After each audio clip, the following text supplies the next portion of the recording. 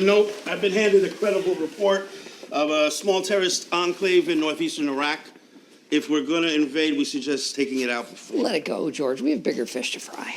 Let me see that intelligence. Of course. That classified document described a terrorist named Abu Musab al-Zarqawi, who had started as a drug dealer and pimp before becoming fully radicalized in a Jordanian prison.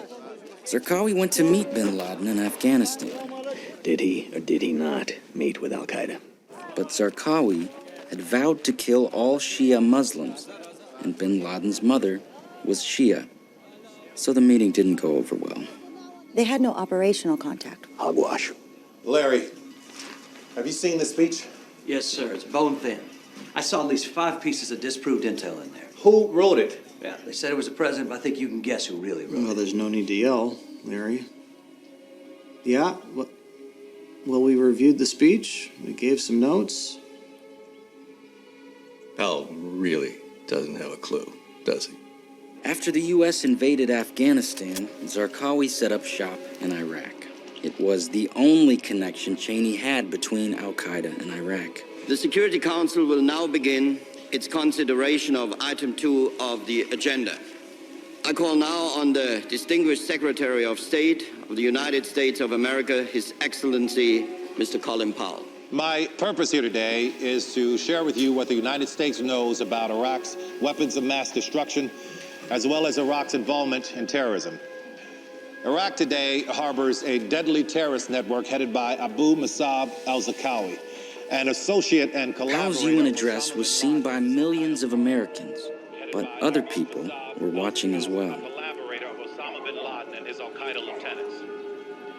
Zarqawi's activities are not. The great general of America saying his name over and over again immediately made Zarqawi a star.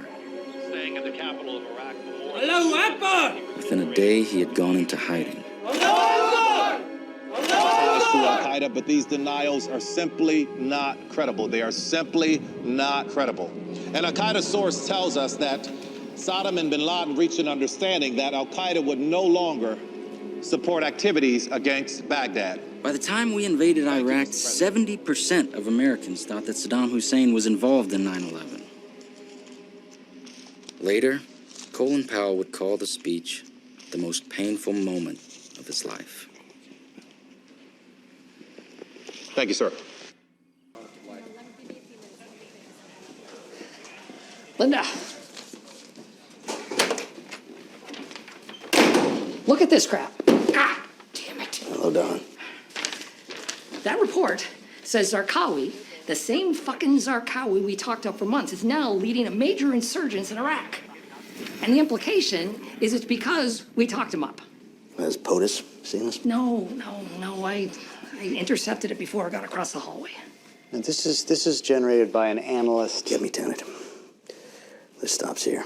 Abu Musab al-Zarqawi had taken his fame from Powell's UN speech and turned it into his own new thing. The Islamic State of Iraq and Levant, or ISIS. And because that intelligence somehow found itself on the bottom of a stack of papers, Zarqawi had a whole year to just do whatever the hell he wanted. And what he wanted was carnage. Shia versus Sunni, the West versus Islam,